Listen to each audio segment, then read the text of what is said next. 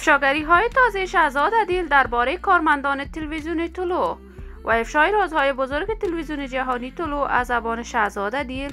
شهزاد عدیل در کدام کشور زندگی می کند؟ مشکل شهزاد عدیل با تلویزیون جهانی طلوع و موبی گروپ چی بوده است؟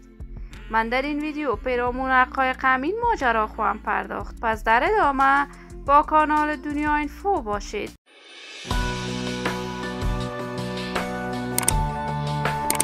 سلام و سلامتی ایام به کامتان با شما را خوش آمدید میگم و یکی دیگر از ویدیوهای جذاب کانال دنیا اینفو.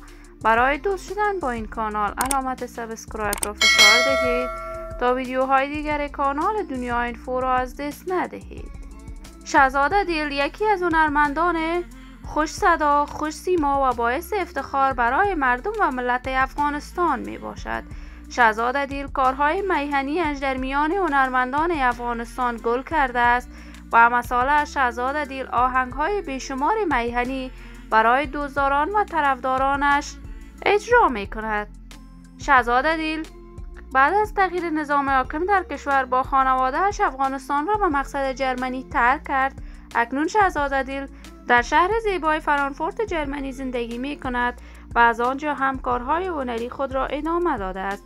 جدیدترین آهنگ شهزاد عدیل به نام سیاه سرخ سبز که در میان مردم افغانستان آوازه شده است وی را به اوج و قله‌های موفقیت و شهرت هنری رسانده است.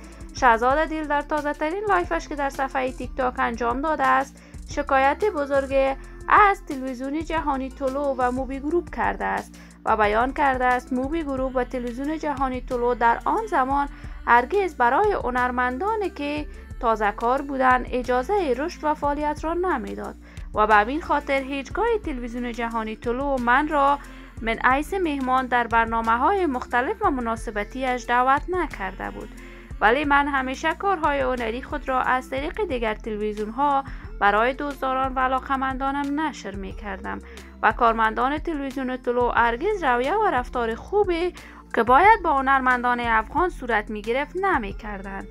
ولی به هر صورت حالا همه می‌دانند تلویزیون طلوع و موبی گروپ چه جایگاهی را دارد و هنرمندان افغانستان در کجاها رسیدند.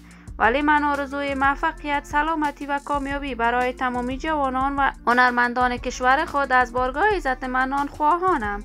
دوستان و همراهان عزیزم، شما هم نظریاتتان را در بخش کامنت با من شریک بسازید. این ویدیو را با دوستداران و علاقه‌مندان شهزاد عدیل و اشتراک بگذارید.